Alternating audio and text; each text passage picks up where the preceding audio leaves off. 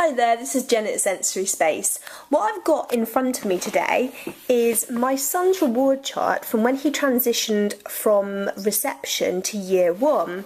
And I thought it was such a good example of a reward chart and how it meets the psychologists behind reward charts that I wanted to share it with you. On the first day of the year one academic year, straight away my son struggled with the transition. Back at that point I wasn't aware that transitioning was an issue, but the teacher was brilliant. She cottoned onto it straight away, and after 2 to 3 days of him not wanting to come to school, she put this chart in action. Now this is a really good chart, and the reason why is firstly she found a subject that was very close to my son's heart, which was Doctor Who. He didn't just like the Doctor, he was the Doctor. So from the age of about 2.5, say up to about 7, he was never out of a pinstripe suit, Converse trainers and a really funky tie. Now on this chart, we don't have days, we don't have dates, and we don't have times. And this is why the psychology of reward charts like this will work compared to one that you might buy in a supermarket, which has got days and times on it.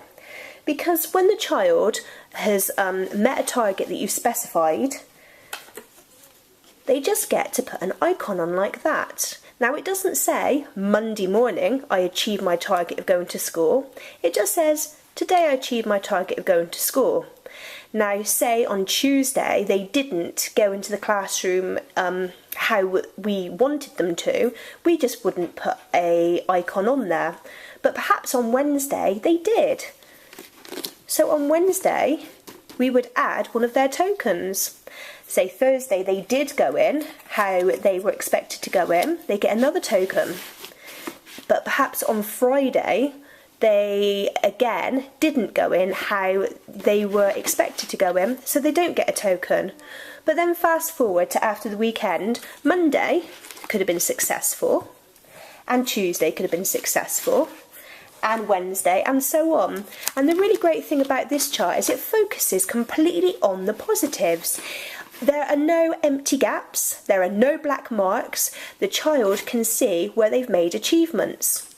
And that's what makes this a really great chart, because it celebrates success and it celebrates positivity, and it makes it fun because the child gets to collect all these tokens, and ultimately you would give them 1, maybe 2 targets. You don't want a great big flow chart full of complicated things that they have to achieve. You just get one very specific goal and say, right, every time you go into school and you don't go into a meltdown or something like this, you get to put a token on your chart, and once you've got to the end of it, you can have perhaps agree a relatively inexpensive reward at the end of it.